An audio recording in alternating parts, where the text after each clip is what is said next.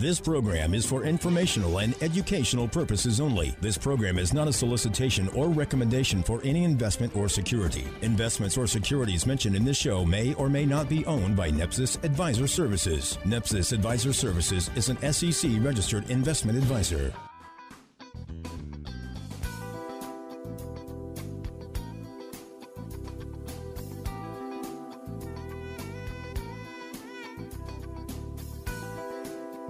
Welcome to Journeys with Joni. My name is Joni Rametta, and I am joined today by my co-host, Mark Clark. Marks, how are you doing? I'm awesome. Good morning, Joni. How are you? I'm good. I'm ready for lunch. Ready for lunch. Every time we talk like this, we're ready for lunch, aren't we? I know. Growl that stomach going. I have 3 favorite meals of the day. That's what I got. 3 favorites a day? Absolutely. Wow. And you eat all 3 of them, I bet. I do. Yeah. They say that's a healthy way to do stuff. It is. Yeah. You know, there's nothing like a good breakfast. You got to follow it up with a healthy lunch so you can keep on rocking and rolling, and then a nice evening meal session with the family. What better way to do it, right? Exactly, because we don't want to be crashing at 3 and 4 o'clock in the afternoon. No. That's the hardest time of the day, isn't it? Absolutely. It really is. It's tough. I know. So what are we talking about today? Well, today I think last week we were sort of, and the week before, we've been talking about the bucket and the holes in the bucket.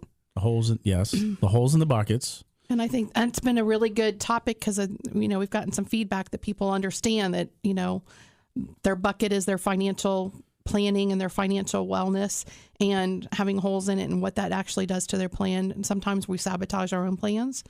So, yes, we do. We do. Sometimes we do. So I think, one of the things we didn't really touch on was how are we paying for things? I like free things. I don't like to pay for anything. I'm just kidding. Well, we'd all like lots of free things, but you can't. That's not reality. If it's free, it's for me. But that doesn't always work. I agree with you. No, it doesn't work. But it's a good try. Yeah. And I've also heard the flip side of that is, you get what you pay for. That's true, too. And that's probably more true than anything else. Oh, yeah. How many of us have been in that situation where we go, man, I want this deal. Or you get this phone call. Everybody gets these phone calls that say, if you'll come hang out with us and listen to our presentation, we'll give you 2 free nights at this, resort. Mm-hmm. Then it turns out, I've never done them, by the way. I did it once. And you end up spending more of your time in the sales presentation. Correct. Telling the person, how many ways don't you think you can listen to the word no while they keep coming back at Exactly. And it's more than an hour. But they do. At the end of the thing, if you can survive, you do get what they promise. So it's not what they promise they actually deliver. Right. It's longer than what you thought, and you're tired and exhausted by the time you're done, because if you're saying no, they don't like no. That's not an answer that they were looking for. No, I got to remember they're there to sell something. So they are. It comes back to you get what you pay for. Right. So if you're wanting something for free, the cost is your time. And right. And I think that's one of the things we're talking about, how we pay for stuff. Right. How do we pay for stuff? And peeling it back and looking at what's the true cost. What's this really costing me? And I think that's one of the things we wanted to talk about today. Right. And we're talking also, too, about debt, because there's good debt and there's bad debt.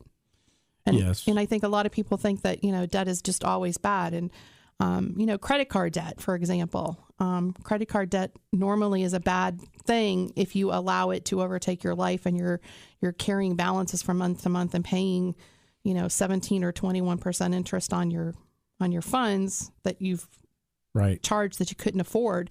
But if you're using a credit card to use it for cash flow purposes and you're buying today and paying it at the end of the month, then there's nothing wrong with that. Right. So that'd be a great, conversation of bad debt. And, there's a proverb that says the borrower is the servant to the lender. So basically what that proverb is saying is whoever loaned you the money owns you. Right. They are in line first and foremost. And, you think about that. When you're repaying a debt or you're writing a check, and especially there are some good uses of debt. We're going to talk about that a little bit today. But, if you think about that credit card debt, which is kind of where you're camping here earlier in the show, and we're thinking about the actual bad debt, when you get that dollar in, if the first obligation is to interest, well, you're paying interest on something you've already probably consumed. Right. And probably don't even have anymore. Don't have it. If you do have it, it's probably less valuable than it was the day you bought it. Correct. Or good Lord, if you're not paying off the credit card debt on meals you've consumed, last month, you're playing catch up. So your meal's costing you, 15, 20, 25% more than what it really should. So, that's a real issue. And it's a heartbreak too for people who, to be indebted to somebody else, for, my hard-earned money as I'm earning it paycheck to paycheck. Yes. I mean, that's tough. Yes. And then people think, that because you have this debt, now you can't afford to save and you can't afford to do your 401k and you can't.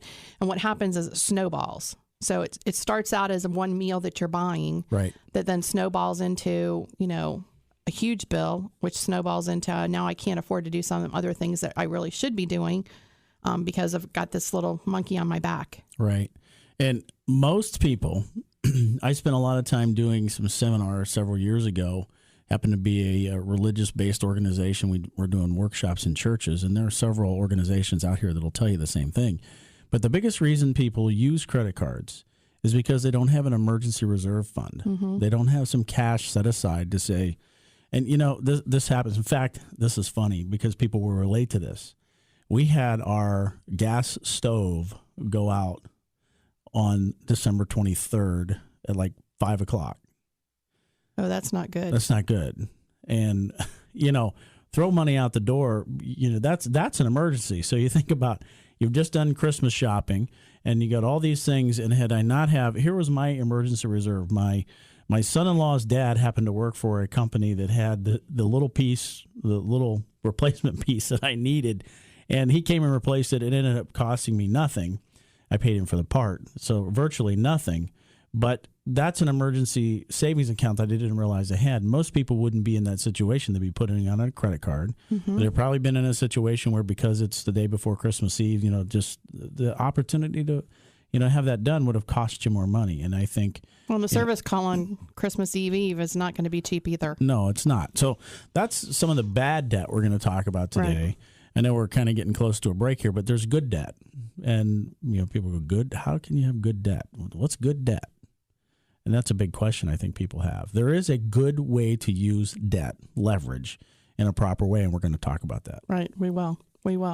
In the meantime, Journeys with Joni, that's JONI.com, is where you can go to find previous shows. You can email us. We'd actually like to encourage people, if you have questions, email us a question if you'd like us to talk about it on the air. I love questions. That'd be great. If there's a subject or a question you'd like us to answer on the air, we'd be happy to do so. You can call us at 941-361-1484 or stop by our offices at 6230 University Parkway. That's the Home Bank building at the corner of University and I-75. We're in Suite 305, the Home Bank building. Journeys with Joni. We'll be right back. Do you know what you own and why you own it? Join us for our next workshop to learn about investing with clarity by calling 941-361-1484 to reserve your seat today. Joni and Mark look forward to discussing the philosophy, strategy, flexibility, and transparency, the 4 pillars of investing, with NEPSIS Advisor Services. Call today, 941-361-1484. That's 941-361-1484.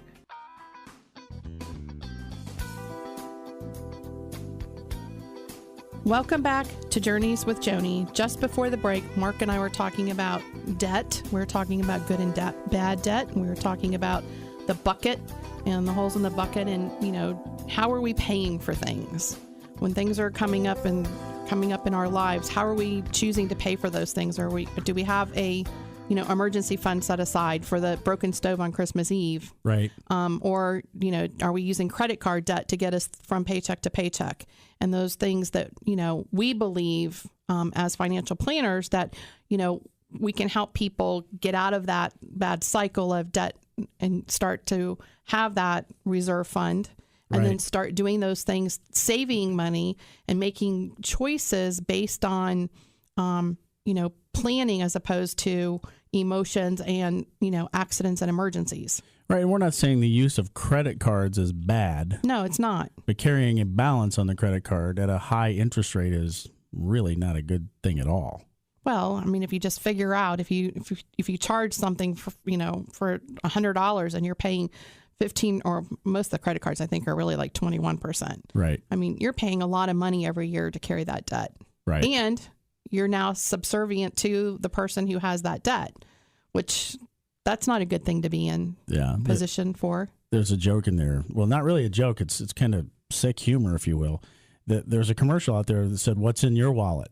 And, right. And my comment to that is, somebody else's hand is in my wallet because they're taking the first dollars. And that brings into the conversation the opportunity cost.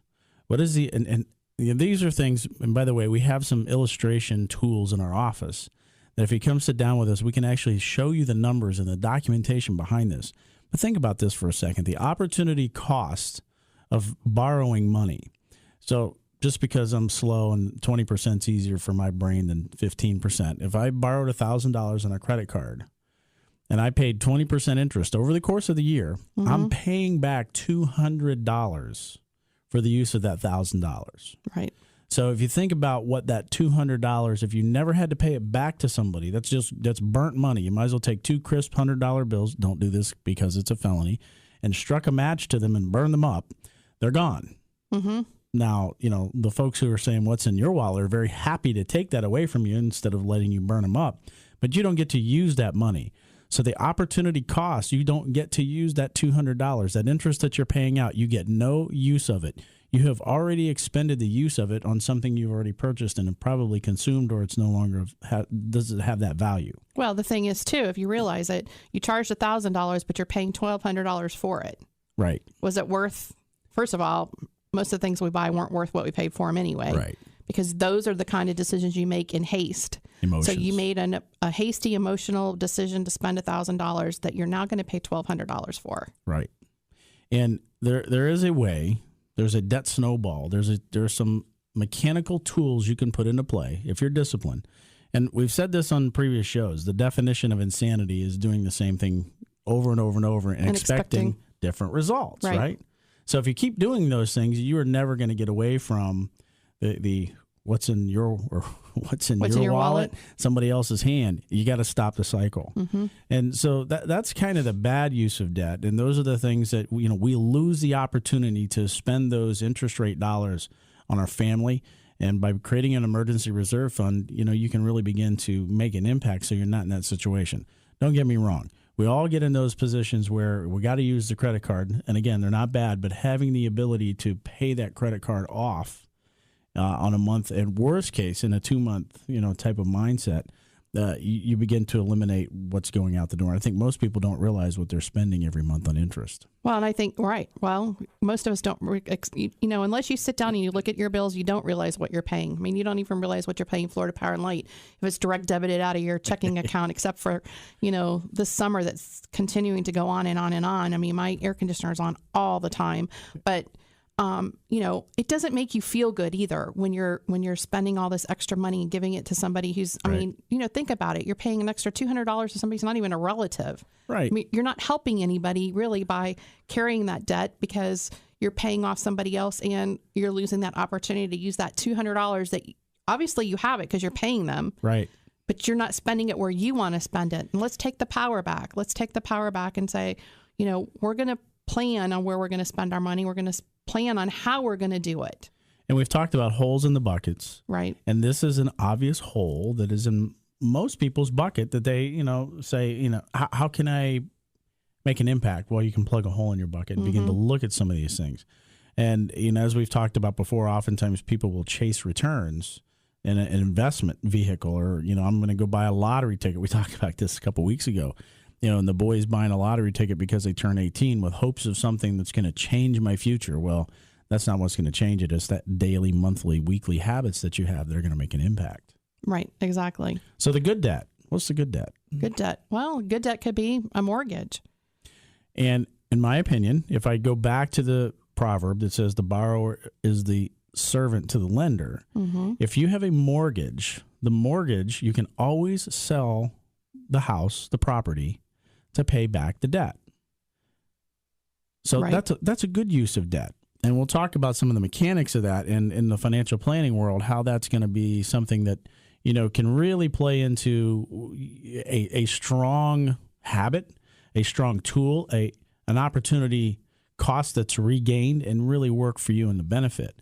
So, in a credit card world, if I bought a meal on credit and I carried it, it'd be really hard to go resell that meal and pay back the debt that's on the credit card. Right. But in a mortgage situation, we'll take a car loan. A car loan, if you buy a car, it's very hard to, unless you put a whole lot of cash down, it'd be really hard to sell that car and pay off that loan. Now, you may take a loss because you're going to lose your down payment, but at least you've borrowed to a point where you can sell the car and get out of debt if you have to. If you lose your job, something economically just happens. But that's what we're talking about in a mortgage. Because in this case, you have an asset that you actually still own and you can basically sell. Right. Right. And our real estate market has come back to a point where, there's opportunities for you to refinance and really stretch some things out. But there's some really interesting misunderstandings about mortgages that people don't really realize. And it comes into play when we talk about the mortgage and opportunity cost in an example of looking at the math of what the best way to borrow money is. Might shock you. Right. Because it's all about the numbers. It's all about putting them in a calculation and computing it out and then coming down with something actually in black and white that says this makes more sense than that, which goes against what we sometimes think in our heads the answer should be. Right. And I know we're coming up against a break again, which always happens. We get rocking and rolling, and it goes by really fast, doesn't it? It does when you're having fun. But one of the things that we want to look at is how to talk about that opportunity cost. And we have some tools in the office that will allow you to really see that illustrated. And when you see it, it makes so much more sense. It does. Journeyswithjoni.com is where you can find information. You can send us an email and give us a call at 361-1484. Journeys with Joni. We'll be right back. Do you know what you own and why you own it? Join us for our next workshop to learn about investing with clarity by calling 941-361-1484 to reserve your seat today. Joni and Mark look forward to discussing the philosophy, strategy, flexibility, and transparency, the 4 pillars of investing, with NEPSIS Advisor Services. Call today, 941-361-1484.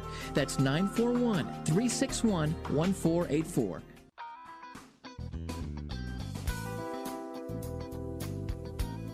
Welcome back to Journeys with Joni. Just before the break, Mark and I were actually talking about good debt and bad debt, and we really were getting into mortgages and how, having a mortgage may be an opportune thing for somebody to have when they're looking at buying a house. Yeah, I don't really know anybody who would be really benefited by paying cash for their residence. Well, I think a lot of people, some people really believe that if they had the cash to pay for it, that's the better use of their money. But as you and I have found out, doing some reviews for a couple of people and actually playing with some numbers and the calculations, you find out that, it sounds like that's the best thing to do. And when you don't want to be a debtor, or you don't want to be a servant to the lender, sometimes that is, a big thing in somebody's life. But then when you sit down and you look at the numbers, the numbers tell the truth, and the numbers say the best way for you to do this is to actually have a mortgage because of what? The opportunity cost. Opportunity cost. And, one of the things that I believe that people don't really think about is that opportunity cost. What's it really costing me? And they make a comment. If you ask most people the question, what's your greatest investment? They say, my house. And that's not an investment. An investment is something that yields you a return. And good Lord, we've been in the environment the last 10 years where, putting money in real estate really hasn't been a good return, especially if it's your home where you're living. And it's just not going to produce an investment return that you can continue to invest. In fact, most people have heard the statement, cash is king. Right.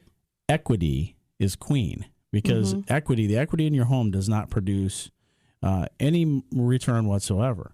So how do you put yourself mathematically in the best potential situation to take a positive effect on the opportunity that you're giving up by, most people think this, I want to borrow the least amount of money for the shortest period of time. So they go say, I'm going to get a 15-year mortgage. Well, think about this. The bank is in the business of making money off of you, right? Always. That is always the case. And they're going to entice you to go into the vehicle that is best for them. And they're in the business of cash flow. They'll typically pick up your mortgage and sell it off. Very few people these days live in a home for 30 years. It's right. rare.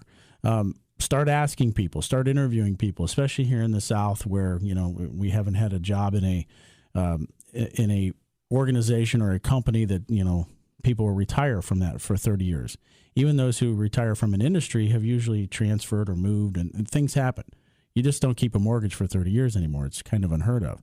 So when you look at the calculation, and until you see it in the numbers, and like you were talking about, Joni, until people see the numbers and they illustrate out what's it really cost me to have that 15-year mortgage that's less interest rate compared to a 30-year loan at a little more, but what's the cash flow on a monthly basis and what can I do with the difference? Mm-hmm. That's the key, and that's what you can really begin to see an opportunity to make an impact, and it's huge. It is huge. Well, and another thing, too, with a mortgage is you get a lot of people get a tax benefit. Sure. Because you're paying a little bit of interest. That does help a little bit. That's one of the considerations. And a lot of people don't have the cash. Right. So if you don't have the cash, doing a mortgage is your only option. Right. And you think about this, inflation. Mm-hmm. The silent monster, inflation. If you look at, I'm not going to get into the details of what makes up inflation because those who monkey with the numbers that make up the index of the inflation have changed it over the past years to take out some very key things. And that's not what we're talking about today. But the fact is inflation is eating away at our investment dollars. And you think about it, 5 years ago, could I take a $5 bill and go buy the same amount of groceries today as I could 5 years ago? The answer is no.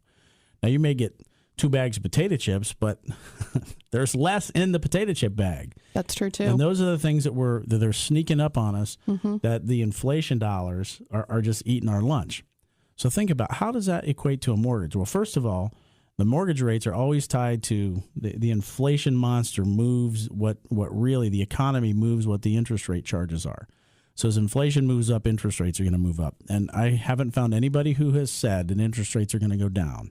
So we know things are going to get more expensive, and we know money's going to get more expensive. Right. And if we've tied up all of our resources in our homes, then we're not going to have the ability to use and keep that cash flow flowing and moving. And the inflation dollar is really going to, eat that up. I think of the house my wife grew up in Northwest Bradenton. I mean, you think about it. That's 30 years ago when we got married, almost 30 years. That house today is not worth what it was 30 years ago. It peaked and came back down. Mm-hmm. And if that were an investment, the cost of that to the owner would be detrimental. And those are the things we just don't think about. Right. So what we're talking about is having that mortgage, looking at the opportunity cost of having it, and then there's usually a cash flow difference. Right. Obviously, because you're not paying for the whole thing, so you're keeping some cash separate. And what the suggestion basically is then is, you're investing part of that. You're increasing your 401k right. Contribution at your employer. You're adding to your Roth IRA that you hold with us. You're adding to an investment. You're doing something with a 529 plan for a kid. You're doing something different with some of that cash flow, and what that means is that is then growing. Right. And a better use of money. And you've seen this, Joni. Too many times people have I call it the Ron Popeil chicken cooker mentality. Set it and forget it. Mm-hmm. And to say, I got a mortgage. I'm gonna set it. I'm gonna be in it for 30 years, and it's out of my mind. That's just not the case. Everything in today's society, technology, money, investments, things are moving, things are changing, and if you don't keep up with it and bury your head in the sand and go, how can I, get ahead? And you're not utilizing all the tools. I go back to where we started, the holes in our bucket. Right. And you may have a huge mortgage hole in your bucket and have an opportunity to really make an impact. And think about it. If you had a $200 monthly swing versus sending that $200 to the mortgage company or putting that $200 in a savings or investment account, go back to where we were in the very beginning. If I had the $200 to put into my emergency reserve, just sitting in a savings account at the bank mm-hmm. to keep me from going into debt on credit cards, what a powerful tool that would be. And it adds up really fast. Yeah, it does. And that's why some of the tools that we have available in our office, we've actually helped clients. We've helped several clients refinance their mortgages. Right. Because a lot of people have had them for a while, and now's the time to refinance because I don't think interest rates are going any lower. No, I don't think so. And so it's a great time to do that. And then, reevaluating their investments and saying, okay, where are you now and what can we do to enhance that as well? So if our listeners are saying, Joni, Show me the money. Jerry Maguire, show me the money. Show us. We will be happy to show you what it looks like in an illustration. And I think oftentimes when you see it, it just kind of clicks and it makes more sense to go, I get it. I'm a person who likes to see it. I mean, you can sit here and talk about concepts, right, but show it to me in black and white, and then I can, then you can see the answer, A or B. It's easy to pick at that point. I love it. It's great. Well, thank you for sharing your time with us today. We hope you learned a little bit something about the holes in your bucket and where are you spending your money. If you missed any portion, go to journeyswithjoni.com, where you can find a replay of our shows, our workshop dates, or send us an email and read our quarterly updates. Journeys with Joni will be back next week. Until then, thanks for listening. This program is for informational and educational purposes only. This program is not a solicitation or recommendation for any investment or security. Investments or securities mentioned in this show may or may not be owned by NEPSIS Advisor Services. NEPSIS Advisor Services is an SEC-registered investment advisor.